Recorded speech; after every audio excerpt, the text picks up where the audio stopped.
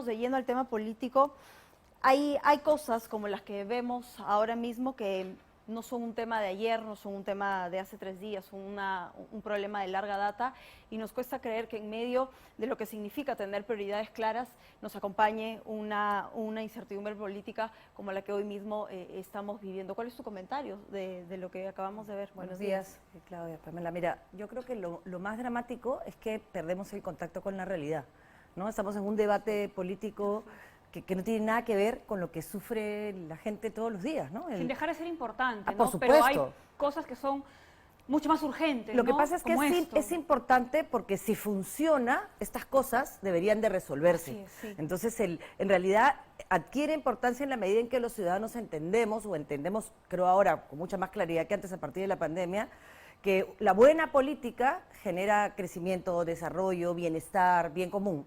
Y la mala genera corrupción, robo, enfrentamiento y se disfraza con peleas, insultos, críticas personales. Entonces es doloroso, ¿no? La gente se muere.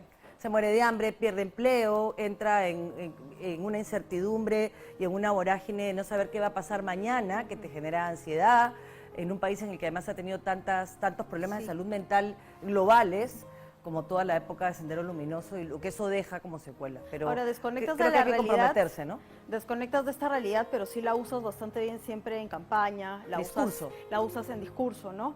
Ahora mismo no sabemos nada del presidente, está en cura de silencio, pero lo que ha ocurrido el día de ayer nos lleva al análisis y a lo que va a ser seguramente el voto de confianza y los próximos días en la política. Héctor Béjar finalmente se convirtió en la primera baja del gabinete Bellido al renunciar a la Cancillería tras los cuestionamientos por sus declaraciones respecto a la Marina de Guerra y el terrorismo. Pero la gran pregunta es, ha renunciado a la Cancillería, no se ha disculpado con la Marina de Guerra, de hecho se ha ratificado él en una entrevista.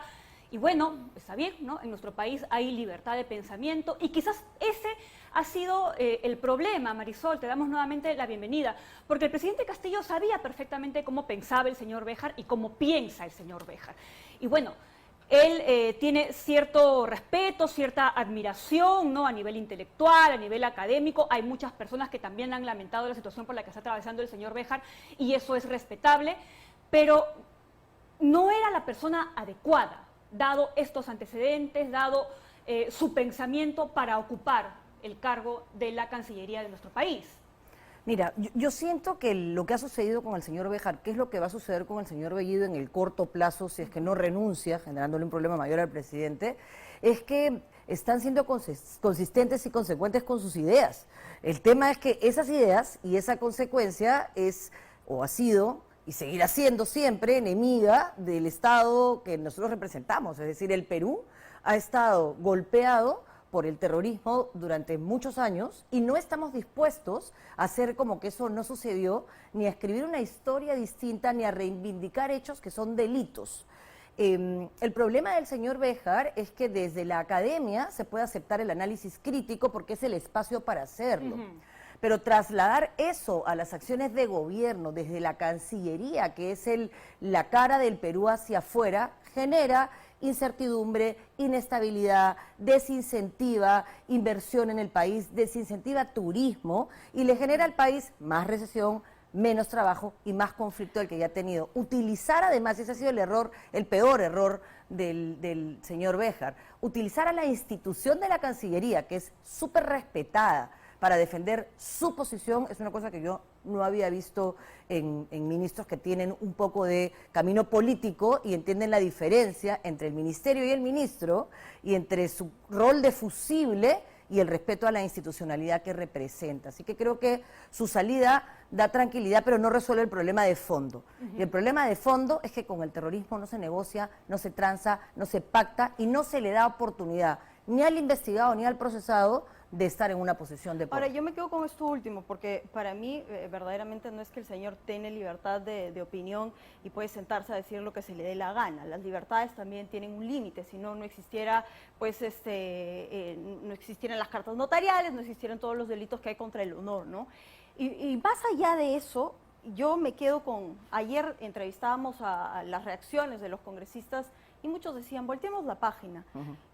A mí me cuesta decir voy a voltear la página cuando tengo 19 días después arrinconando prácticamente y pidiéndole a alguien que salga del cargo, y cuando tengo un gabinete en la mitad cuestionada y con el presidente en silencio. Uno no puede voltear la página frente a un presidente que está atado de pies y manos. Te agradezco la pregunta porque me permite desarrollar un concepto adicional al que tú has mencionado. No hay censura previa en un país en el que se respetan las garantías y las libertades, pero sí hay responsabilidad ulterior. Y lo que está haciendo el señor Béjar es asumir su responsabilidad ulterior.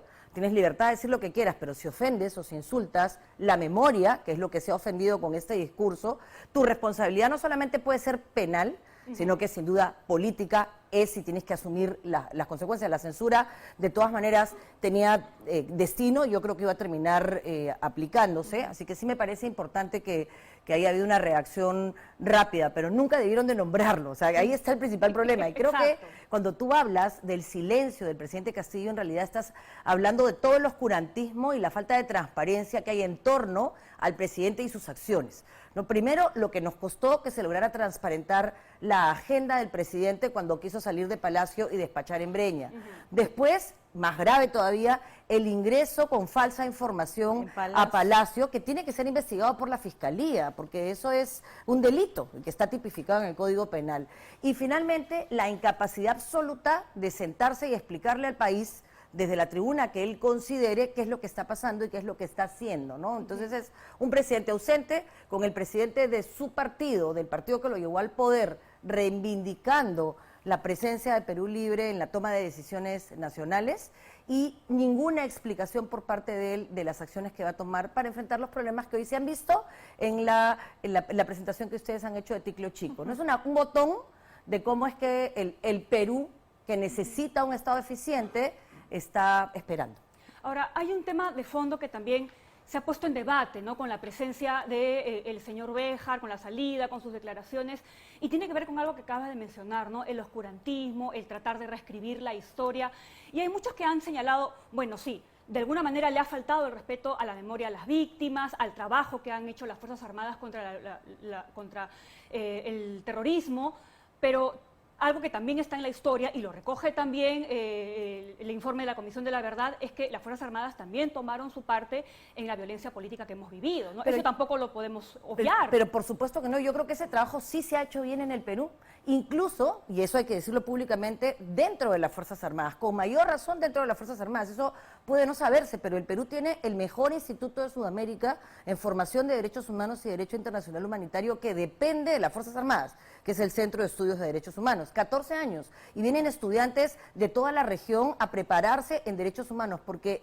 un buen ejército, una buena marina, una buena FAP, una buena policía, que es lo que tenemos en el Perú hoy día, es respetuosa y la principal garante de los derechos humanos. Y eso hay que decirlo claro y fuerte. ¿Hubieron violaciones a derechos humanos? Por supuesto que sí, y se están haciendo las investigaciones y la gente está presa.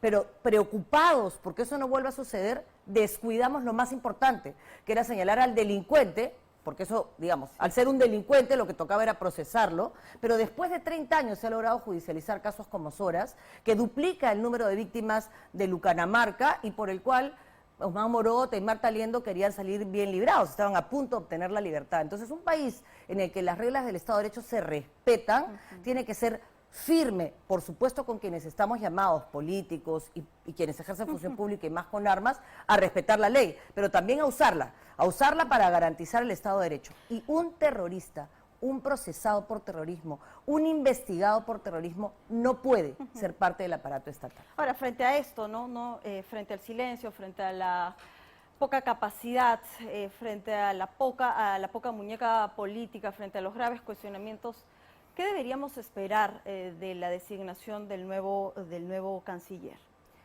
Yo espero que Cancillería logre, y la presencia de dos personas con experticia, como Harold Forsyth en la OEA y en Naciones Unidas también, la presencia de Manuel Rodríguez Cuadros, una muestra de respeto a una institución que funciona muy bien. La Cancillería es una de las instituciones del Estado que mejor funciona.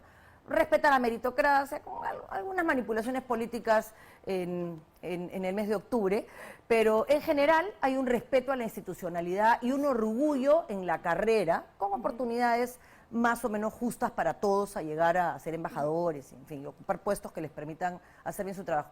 Y espero que lo disuada de que hoy el Perú no es no puede estar aislado.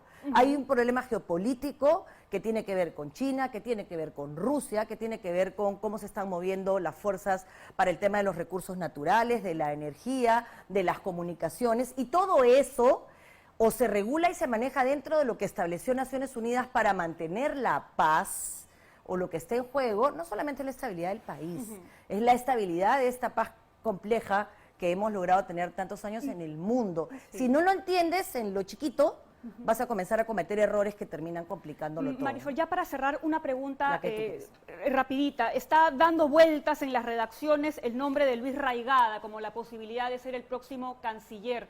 ¿Qué te parece que él regrese al Ministerio de Relaciones Exteriores? Él ya lo hizo con el gobierno de Humala. Mira, yo creo que tiene experiencia y eso es bastante más de lo que la mayoría de ministros de este gabinete exhiben.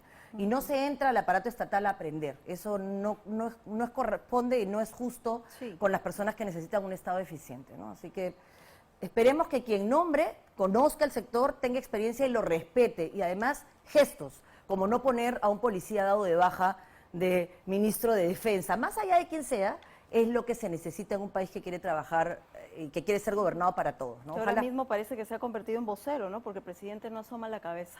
Agradecerle, Marisol, por haber estado hoy con nosotros. Hay que decir las cosas claras, porque en este momento la vigilancia democrática de la que tanto se ha hablado viene desde todos los espacios, y este es uno de ellos. Y si nos toca exigir que el presidente salga y diga las cosas como son, tenemos que hacerlo. Es lo que toca, sí, es lo que toca. Gracias con respeto, pero con firmeza. Sí, totalmente. Gracias. Vamos